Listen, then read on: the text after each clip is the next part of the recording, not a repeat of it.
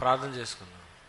ప్రేమ కలిగినటువంటి మా తండ్రి, మీ ప్రేమ చేత మమ్మల్ని కాపాడి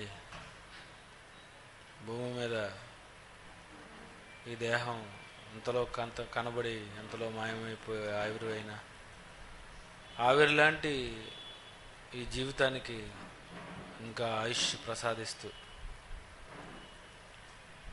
మాతో మీ పనులు చేయించుకోవాలని మీ మనసైన బైబిల్లో ఉన్నటువంటి మాటలు మీరు మాకు ఎప్పుడు వినిపిస్తున్నందుకే వందనాలు చెల్లిస్తున్నాం తండ్రి.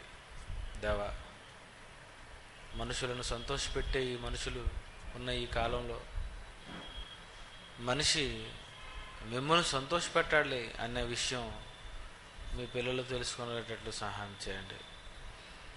యేసుక్రీస్తు పేరట ఈ ప్రార్థన మీకు సమర్పిస్తున్నాం తండ్రి, ఆమేన్. ప్రేమైన దేవుని పిల్లరా, పోయిన వారం మనం చెప్పుకున్నట్లుగా శాస్త్రం ఎరుగని సత్యాలు,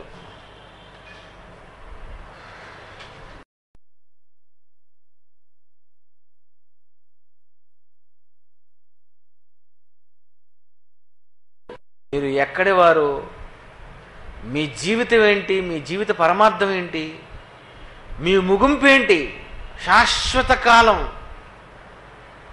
ఇదంతా మీకు తెలిసిపోద్ది అన్నాడండి. ఏమనుందండి అక్కడ? ఆయన శాశ్వత కాలజ్ఞానమును నరుల హృదయమందు ఉంచి ఉన్నాడట. హృదయంలోనే ఉంది. మీ హృదయంలో ఉందా లేదా? లేదని చెప్తున్నాడా? ఉందన్నాడా? ఉంది. అందుకే దేవుడు ఒక అతన్ని ప్రశ్నించాడు, నీ హృదయంలో కాలజ్ఞానం ఉంది, నువ్వెక్కడ నుండి వచ్చావు, నీ ఆత్మ యొక్క ప్రారంభం ఎక్కడ, నువ్వు భూమి మీదకు రాకముందు ఎక్కడున్నావు, ఈ ప్రకృతే పుట్టకముందు ఎక్కడున్నావు, కాలజ్ఞానం నీ హృదయంలో ఉంచాను గనక నీ జ్ఞానం నువ్వు ఆలోచించి నీ హృదయంలో నేను పెట్టినటువంటి నరుల హృదయమందుంచి ఉన్నాడు గనుక నీ హృదయంలో ఉన్నటువంటి ఆ జ్ఞానాన్ని బట్టి నువ్వు ఆలోచించి చెప్పు అని అన్నాడండి. ఎవరితో? యోబు. సరే, ఎక్కడ కనెక్ట్ అయిందో రెఫరెన్స్ ఏమనుందండి? యోబు గ్రంథం మొదటి అధ్యాయం 38వ అధ్యాయం 4వ వచనమా? 4వ వచనం 21వ వచనం చూడండి. యోబును దేవుడు ప్రశ్నిస్తున్నాడంటే దేవుడేమో ఎర్రోడని అడగడం లేదు. యోబుకు తెలియదు కనుక ఏదో అతన్ని మభ్యపెట్టాలి, మోసం చేయాలి, లేనిపోని ప్రశ్నలు అడిగి అతన్ని తికమక పెట్టాలని దేవుడు ఏం అడగలేదు. చాలా మందికి తెలియాలి. ఏమనుందండి? పౌరుషం తెచ్చుకొని నీ నడుము నువ్వు బిగించుకో. నేను నీకు ఒక ప్రశ్న వేస్తాను, నువ్వు దానిని నాకు తెలియజెప్పు. నేను భూమికి పునాదులు వేసినప్పుడు నీవు ఎక్కడ ఉంటివి? నీకు వివేకము కలిగి ఉన్న ఎడల నువ్వు చెప్పు.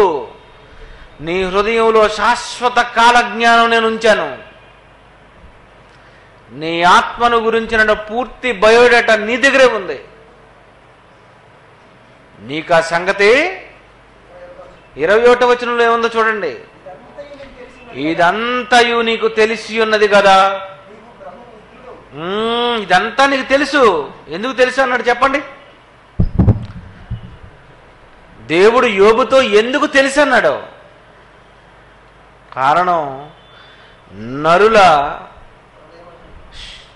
హృదయమందు శాశ్వత కాల జ్ఞానమును ఉంచి ఉన్నాడు.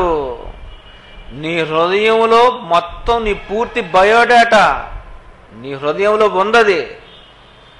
నాకు తెలియదని నువ్వు కథలు చెప్తే దేవుడు అస్సలు ఊరుకోడు. అదండి పాయింట్. మనిషిని ఎందుకు దేవుడు నరకానికి పంపించాలో తెలియదు కనుక ఈ తెలియని వ్యక్తిని నరకానికి ఎందుకు దేవుడు పంపించాలని చాలాసార్లు మీరు అనుకొని ఉంటారు. కానీ దేవుడు నీకేమీ తెలియకుండా నిన్నేం పంపించటం లేదు. నీకు తెలుసు నీ పూర్తి బయోడాటా నీ బ్లాక్ బాక్స్లో ఉంది. మన వైఎస్ రాజశేఖర రెడ్డి చనిపోయినప్పుడు ఎలా చనిపోయాడు, ఏం జరిగింది, ఏం మాట్లాడారు, లాస్ట్లో కూలిపోయినప్పుడు అసలు విమానం ఎలా కూలిపోయింది, ఈ విషయం అంతా తెలియాలి అంటే ఆ హెలికాప్టర్లో ఒక బాక్స్ ఉంటుంది. దాని పేరు ఏం పేరు? Black box. మరి నీ దగ్గర ఏముంది? బ్లాక్ హార్ట్ ఉంది, అంతేనా? నీ దగ్గర ఏముంది? హృదయం అన్నిటికంటే మోసకరమైనది, అది ఘోరమైన వ్యాధి గలది, దాన్ని గ్రహింపగలవాడెవడు? నీకైతే తెలుస్తుంది కానీ నీ మైండ్ నాకు తెలీదు. ఇది పాయింట్. ఎందుకంటే నరుల హృదయంలో శాశ్వత కాలజ్ఞానం దేవుడు ఉంచాడట. అది నీ మనసులో దేవుడు నీ హృదయంలో ఉంచాడు గనుక నీ పూర్తి ఇన్ఫర్మేషను అందులో దేవుడు పెట్టాడు గనుక దేవుడు అడుగుతున్నాడు, యోబు నేను ఒక ప్రశ్న వేస్తాను, నీకు వివేకము కలిగి ఉన్న ఎడల చెప్పు. నువ్వు ఆలోచించి ఎప్పుడైనా బ్లాక్ బాక్స్లో ఉన్నటువంటి ఇన్ఫర్మేషన్ గురించి? నేను భూమికి పునాదులు వేసినప్పుడు నువ్వు ఎక్కడున్నావు? నీకు వివేకము కలిగి ఉన్న ఎడల చెప్పుము. 21 ఇదంతా నీకు తెలిసి ఉన్నది కదా, నీవు బహురుద్రుడవు. ఇదంతా నీకు తెలుసు, నీ గురించినటువంటి వివరణ నీకు తెలుసు. కారణం నీ గురించినటువంటి పూర్తి ఇన్ఫర్మేషన్ నీ ఆటోబయోగ్రఫీ, అంతేనా? ఏమంటారు తెలుగులో? స్వీయ చరిత్ర. ఇంగ్లీష్లో ఏమంటారు? ఆటోబయోగ్రఫీ. అంటే ఆటోలో వేసుకున్న బయోగ్రఫీ కాదు, నీ ఆటోబయోగ్రఫీ. నువ్వేం చేస్తావు? అయితే దేవుడు తర్వాత కింద వచ్చినలో ఒక మాట అన్నాడు, చూడండి, చదువురా. ప్రసంగి 3:11.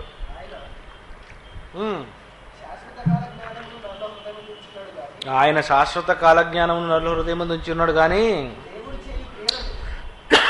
దేవుడు చేయ క్రియలను పరిశీలనగా తెలుసుకొనుటకు అది చాలదు. దేవుని క్రియలు తెలుసుకోవాలంటే నీకు సరిపోదు, కానీ నీ గురించి నువ్వు తెలుసుకోవాలంటే నేనుంచింది సరిపోద్ది. ప్రకృతి గురించి తెలుసుకోవాలంటే నీకు సరిపోదు, నీ బుర్ర సరిపోదు, నీ మెదడు సరిపోదు అన్నాడు. కానీ నీ గురించి నువ్వు తెలుసుకుంటే చాలు. ఈ ప్రకృతి గురించి నువ్వు తెలుసుకోవలసిన అవసరత నీకు లేదు, అంతేనా? నీ గురించి నువ్వు తెలుసుకో, ప్రకృతి గురించి ఎందుకు? ఆకాశం ఎంత పొడవు ఉందో నీకెందుకు? భూమి బరువు ఎంత ఉందో నీకెందుకు? సూర్యునిలో హీలియం ఎంత ఉందో నీకెందుకు? ఈ ప్రకృతిలో ఏం జరుగుతుందో అది నీకెందుకు? నీకు అనవసరం. నీ మట్టి మెదడుకు అది అనవసరం. నువ్వు తెలుసుకోవలసిన అవసరం నీకు లేదని దేవుడు చెప్పేశాడండి. ప్రేమైన దేవుని పిల్లారా, ఈ భూమి మీద పుట్టినటువంటి ప్రతి మనిషి తాలూకా ఫుల్ ఇన్ఫర్మేషన్ దేవుడు మనిషి హృదయంలో ఉంచాడట. అందుకే నీ గురించి నీకు తెలియదు అని నువ్వు చెబితే దేవుడు ఒప్పుకోడు, దేవుడు ఊరుకోడు. నీ గురించి నువ్వు ఒక్కసారి ఆలోచించి వెనక్కెళ్ళు, ఇది తెలిసిపోద్ది. మీ ఇంటి దగ్గర నుండి బయలుదేరి ఇక్కడికి వచ్చిన తర్వాత సడన్గా అదే మొదటి రోజు నువ్వు ఇంటి దగ్గర నుండి బయలుదేరడం మర్చిపోవనుకో, ఏమనుకుంటారు చెప్పండి? నేను ఎలాగొచ్చానని మీరు ఆలోచిస్తారు. నేను ఎలాగొచ్చాను, నేను ఇలాగ వచ్చినప్పుడు ఇలా వెనక్కి వచ్చాను. ఈ పక్కనే ఉంది, ఇది ఒక బోర్డు చూశాను, ఈ పక్కన ఒక సినిమా వాల్ పోస్ట్ చూశాను. ఇంకా అలాగా నేను కొంచెం ముందుకు వెళ్తే ఇదిగో Dondaparthy cinema, Srikanya theatre, right ఇక్కడికి వచ్చాను. ఏమంటారు చెప్పండి? జగదాంబ థియేటర్ వచ్చానా? ఇంకా కొంచెం ముందుకెళ్తే అలా ముందుకెళ్ళు చందన, ఇంకా అలా ముందుకెళ్ళి ఇంకటి పూర్ణ మార్కెట్. ఏమనుకుంటారు చెప్పండి? మొదటిసారి వచ్చినప్పుడు మీరు కొన్ని బండ గుర్తులు పెట్టుకోవాలి. నేను దుబాయ్ వెళ్ళిన తర్వాత ఆశీర్వాదం గారి ఇంటి దగ్గర తప్పిపోయాను. ఆశీర్వాదం గారి ఇల్లు ఇంటర్నేషనల్ సిటీ అని పెట్టారు. అందులో ఆ సిటీలో ప్రపంచంలో ఎన్ని దేశాలు అయితే ఉన్నాయో అన్ని అపార్ట్మెంట్లు ఉన్నాయి. ఇండియా, చైనా, అలాగే ఇంగ్లాండ్, అమెరికా, ఆస్ట్రేలియా, ఇలా మొత్తం అనమాట. అన్నీ ఉంటాయన్నమాట అక్కడ. వీళ్ళది చైనా, ఇంగ్లాండ్ అనుకుంటాను, సారీ ఇంగ్లాండ్ చైనా అనుకుంటాను. అయితే నాకు ఒకటి గుర్తుంది, వీళ్ళది ఇంగ్లాండ్ చైనా, అది నాకు ఇప్పుడు ఇంగ్లాండ్ అనుకుందాం, ఇంగ్లాండ్ నాకు గుర్తుంది. అయితే ఎందులోకి వెళ్ళిపోతాం, చుట్టూరు అపార్ట్మెంట్సే. ఇందులో ఏటి బండ గుర్తు అంటే, నేను ముందు వచ్చినప్పుడు ఒక బొమ్మ చూశాను, ఒక బోర్డు. ఆ బోర్డు చూశాను కనుక ఆ బోర్డు ఎక్కడ కనిపిస్తే ఆ పక్కదే ఇల్లు అని తిరిగి ఆ బోర్డు గురించి తిరుగుతాను అక్కడికక్కడే. ఎందుకు? స్టైల్గా స్పీడ్ కిందకి దిగిపోయాను ముందు మెట్లు. తర్వాత ముందు కొంత దూరం వచ్చిన తర్వాత ఆలోచించాను, అమ్మో నేను తోవ మర్చిపోతానేమో అన్ని ఒకలాగా ఉన్న ఇల్లులని.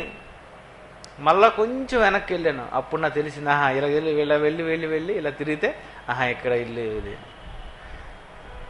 ఇలాగ మనం ఎక్కడి నుండి వచ్చామో అన్న సంగతి తెలుసుకోవాలంటే మనం ఎంత జాగ్రత్తగా ఇంత ఆలోచించినప్పుడు, భూమి మీద మానవ జన్మ యొక్క పరమార్థాన్ని దేవుడు మనిషి హృదయంలోనే ఉంచాడట.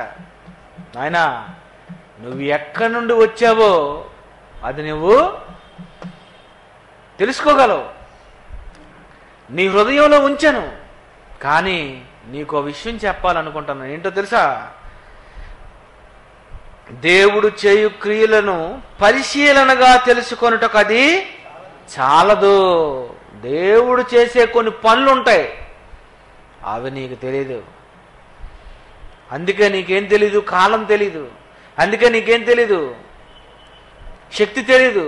అందుకే నీకేం తెలీదు? పదార్థం తెలీదు. అందుకే నీకేం తెలీదు? ఆకాశం తెలీదు. అందుకే నీకు పని, ఇవన్నీ నీకు తెలీదు. కారణం, దేవుడు చేయు క్రియలను పరిశీలనగా తెలుసుకొనుటకు నీ మెదడు సరిపోదనిసాడు. నీ మెదడు సరిపోదు. అందుకే దేవుడు ఎక్కడి నుండి మాట్లాడుతున్నాడు చూడండి. ప్రసంగి గ్రంథం 11వ అధ్యాయం 5వ వచనం. ప్రసంగి గ్రంథం 11వ అధ్యాయం 5వ వచనం.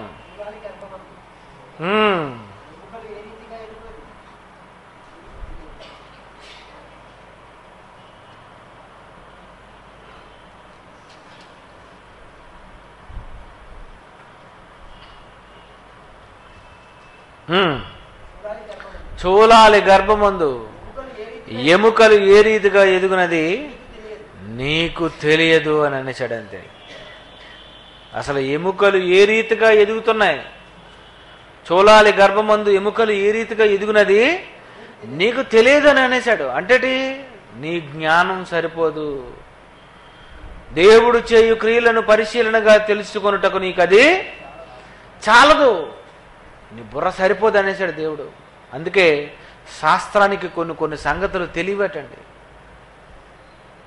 చూలాలి గర్భమందు ఎముకలు ఏ రీతిగా ఎదుగునది నీకు తెలీదు. అలాగే సొలొమోను గారు ఒకటి రాశారు చూడండి, సామెతలు 30 అధ్యాయం 18-19.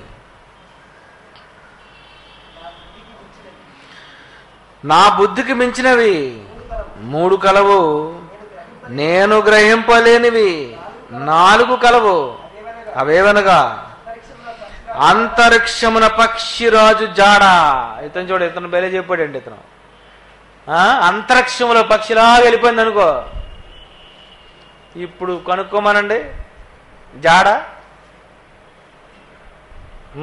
అంతరిక్షములో పక్షిరాజు జాడ, బండ మీద సర్పము జాడ. బండ మీద సర్పం వెళ్ళిపోతే ఇంతకీ ఏం వెళ్ళింది, ఎప్పుడు వెళ్ళింది, ఎలా వెళ్ళింది అంటే ఇది ఏ డిపార్ట్మెంట్కి తెలీదు, ఫోరెన్సిక్ అంటారు అలానా. అంటే కొంతమందికి కొన్ని విషయాలు తెలుసుకోవాలనుకున్నా మీకు తెలియదురా. మీరేదో కథ చెప్పేస్తారు, మీకు తెలియక కదా కుక్క దగ్గరికి వెళ్ళారు, అంతేనా? నువ్వు పట్టుకోలేక కదా కుక్కను ఆశ్రయించావు, నీకు తెలీదు. అంతరిక్షమున పక్షిరాజు జాడ, బండ మీద సర్పము జాడ, నడి సముద్రమున వాడ నడుచు జాడ. బా, ఏంటండి? నడి సముద్రమున వాడ నడుచు జాడాట అండి. నిజంగా వాడ నడి సముద్రంలో, ఏంటి మళ్ళీ ముందున్న సముద్రం అనుకోకండి, రామకృష్ణ బీచ్ దగ్గర నుండి కొంచెం ముందుకెళ్ళిన తర్వాత బయలుదేరుతుంది అని అనడం లేదు ఆయన. నడి సముద్రంలో వాడ నడుచు జాడ అంటే నడి సముద్రంలో కానీ వాడ వెళ్ళింది అనుకోండి, క్షణాలలో జరిగిపోద్ది అనమాట. తెలీదు, మీరు పట్టుకోలేరు ఎలా వెళ్ళింది అన్నది. కారణం అంత ఫాస్ట్గా చెరుపుతాయి నీళ్లు, జాడ లేకుండా. అంతేనా? అదే సాకలోడు అప్పుడప్పుడు ఏడ్ చేస్తాడు, బట్టలుతికి ఫుల్గా జడాయించే బాబు అంటారు. అంతేనా? జాడదేరిపోయింది అంటారు. అంటే దానికి ఉన్న రంగు అంతా తీసేస్తుంటారు కొంతమంది సాకలోళ్ళు. అలాగే ఏమంటున్నాడు చూడండి, బండ మీద సర్పము జాడ నడి సముద్రమున వాడ నడుచు జాడ. ఇప్పుడు ఎంబీబీఎస్ డాక్టర్లకు ఇచ్చాడు జల్ల. కింద చూడండి, కన్యకతో పురుషుని జాడ. ఇది చూడండి, ఇది మరీ బెలేగా ఉందండి. కన్యకతో పురుషుని జాడట. అంటే అసలు ఇప్పుడు కన్యక కాదా? ఇంతకీ ఇవిడి పెళ్ళైనప్పటికీ మంచావిడ కాదా అనే టెస్ట్ కానీ ఒకళ్ళు చేసుకోవాలనుకుంటేనట,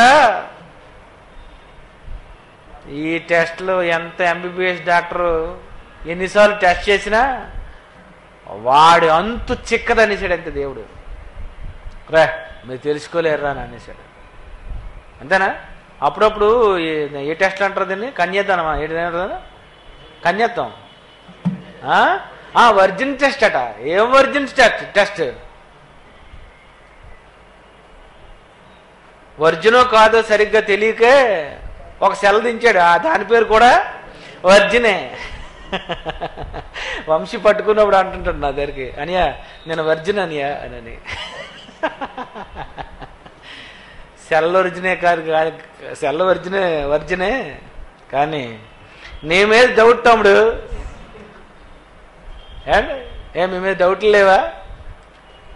మంచోళ్ళ మీరు, వర్జిన్లా ఏమండి? ఆ టెస్ట్ ఎవరికి చెప్పలేదు అనేసాడండి. చూడండి ఎంత బాగుందో. కన్యకతో పురుషుని జాడ. శాస్త్రానికి తెలియని సత్యాలండి ఇవి. దేవుడు రాయించినటువంటి అసలు సిసలైన సంగతులు ఇవి. ప్రపంచంలో ఏ మనిషి ఎన్నడూ ఇవి చెప్పాలని ప్రయత్నించినా వీడించి ఇచ్చిన రిపోర్టు రాంగ్ రిపోర్ట్ ఇస్తాడే తప్ప ఖచ్చితమైనటువంటి వివరణ వీడు ఇవ్వలేడని చెప్పాడంతే. వీడికి తెలీదు, వాళ్ళు ఇచ్చుకుంటారు. మా వాడండి చాలా మంచి కుర్రాడండి, మరి మా పిల్లండి తల దించితేనండి మళ్ళీ ఎప్పుడు ఎత్తుతుంది అనుకున్నారు? చచ్చినప్పుడే. ఇవన్నీ కథలండి. ఇవన్నీ ఏమనుకున్నారు? ఇవి కథలు. ఇవి కారణం మన గురించి మనం చెప్పుకుంటాం, కానీ దేవుడు ఏమన్నాడు? ఆయన చేయు క్రియలు పరిశీలనగా తెలుసుకున్నట్టు అవి చాలవు, మీ బుర్ర సరిపోదు అని అనేసి శాస్త్రవేత్తలకు చెప్పేశాడండి ఆయన. చూలాలి గర్భమందు నీకు ఏ ఎముకలు ఏ రీతిగా ఎదుగుతున్నావో నీకు తెలీదు. అసలు ఏ క్షణాన ఏం జరుగుతుందో, అసలు అవయవాలలో ఎందుకు కొన్ని మార్పులు సంభవిస్తున్నాయి అవి నీకు తెలియదు అనేసాడు. అవి ఎప్పుడు జరగాలో ఎప్పుడు జరిపించాలో దేవుడే చెయ్యాలి. స్కైలాబ్ గుద్దేస్తుందట ఇవాళ రేపో మరి తెలియదు కానీ నాకు, రేపట. అందుకే ఇంట్లో బయటికి రాకండి. స్కైలాబ్ అట గుద్దేస్తుందట మిమ్మల్ని. నిజమే. ఆడేదో టీవీ ఛానల్లోడు ఏదో కథ చెప్తాడు, గుద్దేస్తుంది గుద్దేస్తుంది గుద్దేస్తుంది గుద్దేస్తుంది అని. ఇంకేం గుద్దుతుంది? అది గుద్దితే భూమి కనమైపోద్దా ఏమండి? అదేదో చేసేస్తుంది అని ఏదేదో చెప్తున్నారండి. ఎందుకు అది ఎక్కడ పడుతుంది అది కూడా అది తెలీదు. ఇది సీక్రెటే. ప్రియమైన దేవుని పిల్లారా, దేవుడు మనిషికి కొన్ని సంగతులు తెలియకూడదనుకున్నాడు. కారణం వీటి గురించి నువ్వు పరిశీలించటం వేస్ట్. వీటి గురించి నువ్వు తెలుసుకోవడం, ఇది తెలుసుకోవటం వల్ల నీకు లాభమేంటి చెప్పు? వీటి వలన నీకు లాభం లేదు. వీటి వలన ఇవి కానీ తెలుసుకున్నావనుకో నాకు తలపోటు. అంతే కదండి. వర్జిన్ టెస్టులు కానీ నిజంగా ఒరిజినల్ అనుకోండి, అప్పుడు ఏమైపోతారు చెప్పండి? పెళ్లి సంబంధాలు ముందు ఇద్దరికి చూసి ముందు వీళ్ళిద్దరిని టెస్టులకు పంపిస్తారు. హెచ్ఐవి ఉందో లేదో అన్నట్టుగా టెస్టులకు పంపిస్తే టెస్ట్ చెప్పేస్తుంది ఏమని, బాబు వీళ్ళిద్దరూ ఏఎంకే అని వచ్చేస్తుంది, పెద్ద వేస్ట్ అని. అప్పుడు వచ్చేస్తే ఏం చేస్తారు చెప్పండి? నిశ్చితార్థం చేసేసుకొని ముందు ఇద్దరు చూసేసుకొని ముందు ఇద్దరు ప్రేమించేసుకొని అన్నీ అయిపోయిన తర్వాత లాస్ట్ టెస్ట్ చేస్తావా? టెస్ట్ చేసి టెస్ట్ ఏమొస్తుంది? ఇద్దరు ఫెయిల్డ్. ఏదో సినిమా ఉంటుందిలేండి బ్రహ్మానందం, చిన్నదిలా మీటర్ పెట్టగానే చెప్తుంటుంది లో నుండి. అలాగా ఇవన్నీ పెద్ద కథలండి, ఇవన్నీ పెద్ద కథలు. అందుకే దేవుడు ఏమన్నాడంటే, ఇలాంటి విషయాలు కానీ మీరు తెలిసేసుకుంటే మీరు పెళ్ళిళ్ళే చేయరు, మీరు చేసుకోకపోవటం వల్ల నాకు పిల్లలే పోతారు. కనుక ఎంత తలపోటు ఉందో కనుక కొన్ని విషయాలు మీకు తెలియకూడదని దేవుడు అనుకున్నాడు. అవి తెలుసుకోవాలనుకుంటే మీ బుర్రలో ఉన్నటువంటి మీ మెదడుంది చూసావు, మీ హృదయం, అది సరిపోదని చెప్పేశాడండి దేవుడు. అంత మంచి దేవుడు, ఆలోచించండి ప్రియమైన దేవుని పిల్లారా. అందుకే చూడండి, శాస్త్రవేత్తలు చాలా చెప్తారు. ఎందుకు మీకు బాగా తెలిసిన ఒక నిజం చెప్తాను. ఇప్పుడు పెద్ద తుఫాన్ అండి అంటాడు. విషయం ఏంటి తెలుసండి? ఆడు చెప్పిన రోజే వర్షం పడదండి. ఎప్పుడైనా చూడండి, విశాఖపట్నంలో చాలాసార్లు నేను విన్నాను, ఎప్పుడు పెద్ద వర్షం అని అన్నారు అనుకోండి, ఆ రోజు వర్షం పడదు. ఆడు చెప్పకుండా సైలెంట్గా ఉంటాడా, అప్పుడు చితగొట్టేస్తుంది. కారణం చెప్పండి? నీ రాడార్లకు అది ఇచ్చే ఇన్ఫర్మేషన్ రాంగ్. అది ఎందుకంటే ఈ ప్రకృతిలో కొన్ని సంగతులు నేనే చేస్తున్నాను కనుక దాని గురించి మీరు తెలుసుకోవాలంటే మీ పరికరాలు వాటిని పసిగట్టలేవు అనేసాడు. అంతే. చదువు ప్రసంగి 3:11 చూడండి, ఎంత మంచి మాట అది. అదొక్క మాట చాలు మీకు. ఆయన శాశ్వత కాల జ్ఞానం నరుల హృదయం ఉంచి ఉన్నాడు, కానీ దేవుడు చేయు క్రియలు పరిశీలనగా తెలుసుకొనుటకు అది చాలదు. మీ 60 సంవత్సరాల చిన్న జీవితంలో మీరు ప్రకృతి గురించి కానీ నేను చేయు క్రియలు పరిశీలనగా తెలుసుకోవాలనుకుంటే నీ బుర్ర సరిపోదని చెప్పేశాడండి దేవుడు. అందుకే మీకు ఒకసారి చెప్పాను, ఈ ఒక తండ్రి నుండి తల్లిలోనికి వెళ్ళినటువంటి ఒక శుక్రకణం, ఈ శుక్రకణం తండ్రిలో నుండి తల్లిలోనికి వెళ్ళిన తర్వాత ఏమవుతుంది? తల్లి గర్భంలోకి వెళ్ళిన తర్వాత అక్కడ నుండి ఒక కణం 2, 2, 4, 4, 6, 4, 8, 8, 16, 16, 32 ఇలాగ కణ విభజన జరిగి జరిగి జరిగి జరిగి జరిగి జరిగి జరిగి కొన్ని కళ్ళట, కొన్ని ముక్కు, కొన్ని చేతులు, కొన్ని వేళ్ళు, కొన్ని తల వెంట్రుకలు, కొన్ని చెవులు, కొన్ని పేగులు, కొన్ని గుండె, కొన్ని కిడ్నీ, కొన్ని ఎముకలు, ఇలాగా ఒకే ఒక చిన్న సూక్ష్మమైనటువంటి ఈ కణం నీరు లాంటి పదార్థం ఈ అవయవాలలో పలానా అవయవం ఎక్కడికి రావాలి అని అది ఎలా వెళ్ళిపోతుంది?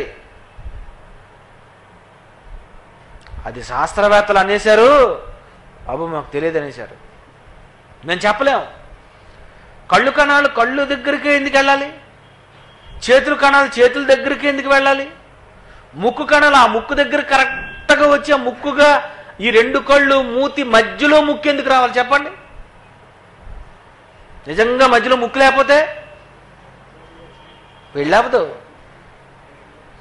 పెళ్ళవదు, బయటికి తిరగలేవు. ఇలా రుమాలు పెట్టుకొని, ముక్కు పెట్టుకొని, చెయ్యి పెట్టుకొని జీవితాంతం నువ్వు ఇంకా అలా తిరగవలసిందే. అంతేనా? ముక్కు లేకపోతే ఏమైపోతుంది చెప్పండి? చూడగలరా? ఒక్కసారి ఊహించుకొని మీరు కళ్ళు మూసుకొని. మైకేల్ జాక్సన్దైనా ఉన్నది చిన్న కన్నాలేని ఉన్నాయి, మీకు అవి కూడా లేకపోతే ఏమైపోతారు మీరు? అవన్నీ ఎందుకు జరుగుతున్నాయి? అవి ఎలా జరుగుతున్నాయి? అవి ఎవరు చేస్తున్నారు? దేవుడే తన చిత్త ప్రకారము నీవు విత్తుదానికి శరీరం ఇచ్చును అన్నాడు. అంటే దేవుడు చేయు క్రియలు ఇవి, నువ్వు చేసే పనే లేదు. దేవుడు చేసే క్రియలలో ఒక మంచి క్రియే యోబు గ్రంథం 38వ అధ్యాయము 36 వచనం చూడండి. యోబు గ్రంథం 38వ అధ్యాయము 36వ వచనం. అంతరింద్రియములలో జ్ఞానముంచిన వాడు ఎవడు? అంతరింద్రియములలో జ్ఞానం అంటండి. అంతరింద్రియములు అంటే ఏమనుకున్నారు? మీ అంతరింద్రియాలు కానీ, కణవులో ఉన్న అంతరింద్రియాలు కానీ, ఇవన్నీ కూడా అంతరింద్రియాలలో జ్ఞానం ఉంచాడట. అందుకే ఆ కణములో ఉన్నటువంటి కొన్ని కణాలు కళ్ళు దగ్గరకు వచ్చి కళ్ళుగానే మారుతాయి. కారణం జ్ఞానం చెప్పాడు. ఇగో వెళ్ళిపోండి, వెళ్ళిపోండి, మీరు ఎక్కడికి వెళ్ళిపోండి. పిల్లలకు అంటాం ఏమని, రే ఇప్పుడు మీరు ఎవరికి మాస్టర్ దగ్గరికి మీరు వెళ్ళిపోండి అని అంటారు. అనగానే ఏం చేస్తారు వీళ్ళు? శివ దగ్గరికి శివ పిల్లలు వెళ్ళిపోతారు. అంతేనా? ధరణి క్లాసు ఉన్నటువంటి పిల్లలు ధరణి దగ్గరికి వెళ్ళిపోతారు. అలాగే మా చెల్లి ప్రియ దగ్గరికి ప్రియ పిల్లలు వెళ్ళిపోతారు. ఎందుకు వెళ్ళిపోతారో చెప్పండి. పోనీ వాళ్ళని అడగండి, ఎందుకురా వెళ్ళిపోతున్నారంటే మాకు తెలుసు కదా. ఏమంటారు వాళ్ళు? మాకు తెలుసు. ఎవరు తెలుసు? ప్రియ తెలుసా? తెలుసు. శివ తెలుసా? తెలుసు. ధరణి తెలుసా? తెలుసు. ఎందుకు తెలుసు? మా జ్ఞానం ఉందంటారు. జ్ఞానం ఉన్న మీరు ఏ టీచర్ దగ్గరికి అక్కడికి మీరు వెళ్ళిపోండి అంటే పరుగున first floor, second floor, third floor, ఇలాగ ఫ్లోర్లు మీరు ఎక్కిపోతున్నట్టు కణాలు కూడా ఎక్కిపోతుంటాయండి ఫ్లోర్లు. ఇప్పుడు మీకు అర్థమై ఉంటుంది. ఈ కణాలు కూడా ఏమైపోతాయి? మేము కళ్ళు అనగానే ఆ కణాలు ప్రయాణం చేసుకెళ్ళిపోతుంటాయి. మేము ముక్కు అంటే ముక్కు దగ్గరికి వెళ్ళిపోతాయి. మేము ప్రియ అంటే ప్రియ దగ్గరికి వెళ్ళిపోతుంటాయి. అంతేనా? మీకు ఇప్పుడు అర్థం అవ్వాలా? ప్రియ అనగానే ప్రియ దగ్గరికి, ధరణి అంటే ధరణి దగ్గర, శివ అంటే శివ దగ్గరికి. ఎలాగెళ్ళిపోతున్నారు? మీరు ఎలాగైతే వెళ్ళిపోతున్నారో కణాలు అలాగే వెళ్ళిపోతాయటండి. ఏమనుంది ఇక్కడ? అంతరింద్రియములలో జ్ఞానముంచిన వాడు ఎవడు? అంతరింద్రియంలో జ్ఞానముంచిన వాడు ఎవడు? హృదయమునకు తెలివినిచ్చిన వాడెవడు? నేనే ఉంచాను. నేనే ఈ జ్ఞానం ఈ శుక్ర కణాలకు, ఈ కణాలకు నేనే జ్ఞానం ఉంచాను లోన. కనుక అవి ఎక్కడికి వెళ్ళాలో అక్కడికి వెళ్ళిపోతాయి. అవి కాళ్ళ దగ్గరికి కాళ్ళు వెళ్ళిపోతాయి, చెవుల దగ్గరికి చెవులు వెళ్ళిపోతాయి, ముక్కు దగ్గరికి ముక్కు, కళ్ళు దగ్గరికి కళ్ళు, ఐబ్రోస్ దగ్గరికి ఐబ్రోస్. ఏ కణం ఆ ప్లేస్కి అది వెళ్ళిపోతుందంటే పిల్లలు ఎలాగైతే మాస్టర్ల దగ్గరికి వెళ్ళిపోతున్నారో లోనున్న శుక్ర కణాలు కూడా ఏ ప్లేస్లోనికి వెళ్ళాలో వాటికి బాగా తెలుసు. అంతరింద్రియములలో జ్ఞానం ఉంచిన వాడెవడు అని అన్నాడు. శాస్త్రానికి తెలియదండి ఇవి తెలీదు. ఇవి ఎందుకని ఎలా జరుగుతుందో అన్నది వాళ్ళు ఎంత ఆలోచించుకున్న వాళ్ళు చెప్పలేరు. కారణం దేవుడు చేయు క్రియలు నరులు తెలుసుకోవడానికి అది చాలదన్నాడు. మీకు నాలెడ్జ్ లేదన్నాడు. అంటే కొన్ని విషయాలు తెలుసుకోవాలంటే ఎవరు చెప్పాలి? దేవుడే చెప్పాలి. అదండి, దేవుడే చెప్పాలంటే ఎవరు చెప్పాలి? ఇప్పుడు దేవుడు చెప్తాడా? ఎందులో ఉంది? శాస్త్రవేత్తలు కొన్ని సంగతులు తెలుసుకోవాలంటే అది ఎవరు చెప్పాలి? బైబిలే చెప్పాలి. బైబిల్ చెప్పాలండి. బైబిల్ చెప్పిన తర్వాత నువ్వు టెస్ట్ చేసుకో.